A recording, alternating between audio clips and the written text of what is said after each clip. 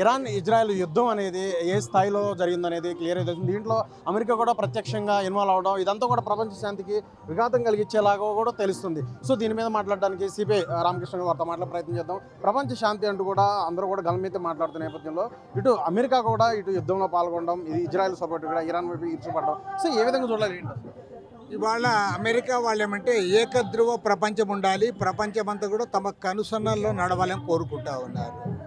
ఇప్పుడు పోలీసు వారే, లాయర్ వాళ్ళే, జడ్జిమెంట్ వాళ్ళే ఇస్తున్నారు, అన్నీ వాళ్ళే చేస్తున్నారు.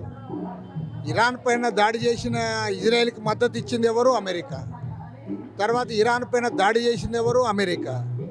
మళ్ళీ ఇప్పుడు ఇజ్రాయిల్ ఇరాన్ యుద్ధాన్ని ఆపుతున్నామని చెప్పి వారే చెప్పుకుంటా ఉన్నారు.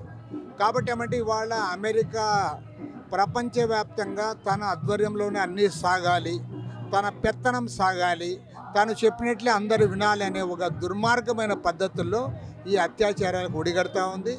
ఇజ్రాయెల్కి మద్దతుగా ముందు నుంచి కూడా అమెరికా ఉంది కాబట్టి ఇజ్రాయెల్ పాలస్తీనా పైన దాడి చేసింది, ఇరాన్ పైన దాడి చేసింది, అందరినీ బెదిరిస్తూ ఉన్నాడు.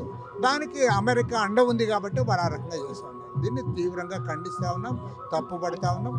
అంటే ఒకవైపు యుద్ధంలో డైరెక్ట్గా పాల్గొన్నారు, అలాగే యుద్ధాన్ని ఆపింది మేమంటూ కూడా అమెరికా చెప్తున్నారు. ఈ రెండు విధాలుగా ఉన్నదాన్ని ఈ వ్యత్యాసం ఎలా చూడాలి? అది అంతేకాదు, ఇజ్రాయెల్ ఇరాన్ పైన దాడి చేసేదాన్ని బలపరిచింది కూడా అమెరికానే.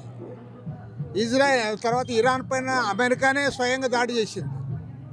మళ్ళీ ఇప్పుడు నేనే యుద్ధాన్ని ఆపానంటాడు. కాబట్టి ఏమంటే ఇవాళ అన్ని రోల్స్ వారే ప్లే చేస్తున్నారు. ఇది ఎక్కడా జరగదు. నీవు యుద్ధం చేసావా చెయ్యి, లేదా యుద్ధాన్ని ఆపే దాంట్లో సంధి మార్గంలో ఉంటావా అక్కడ ఉండు. సంధి చేసేది నేనే, యుద్ధం చేసేది నేనే, ఎవరైనా యుద్ధం చేసే వాళ్ళకి బలపరిచేది నేనే అంటే అమెరికా ఏం కోరుకుంటా ఉందంటే ప్రపంచం అంతా కూడా తన ఆధిపత్యం కింద ఉండాలని కోరుకుంటా ఉన్నారు. దాన్ని పూర్తిగా తప్పుపడతా ఉన్నారు. ఏ విధంగా దేన్ని డిమాండ్ చేస్తున్న ప్రధానంగా వాళ్ళ దేశవ్యాప్తంగా కూడా దీనిపైన మా వామపక్షాలు నిరసన వ్యక్తం చేస్తూ ఉన్నాయి. మన భారతదేశ ప్రధానమంత్రి వైఖరిలో కూడా మార్పు రావాలి.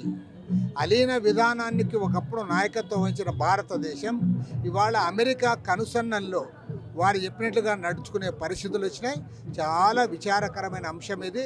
కాబట్టి మన మోడీ గారి వైఖరిలో మార్పు రావాలని కోరుకుంటున్నాం. ఇటువంటి పరిస్థితుల్లో మూడో ప్రపంచ యుద్ధానికి దారితీస్తుంటూ కూడా చాలా పెద్ద ఎత్తున కూడా మాటల్లో వినిపిస్తున్న వార్తల నేపథ్యంలో ఎట్లా మూడో ప్రపంచ యుద్ధం వస్తే ఇంకా మిగిలేది ఏముండదు, బూడిదే. ఎందుకంటే అణ్వస్త్రాలు ఉన్నాయి, అణ్వస్త్రాలు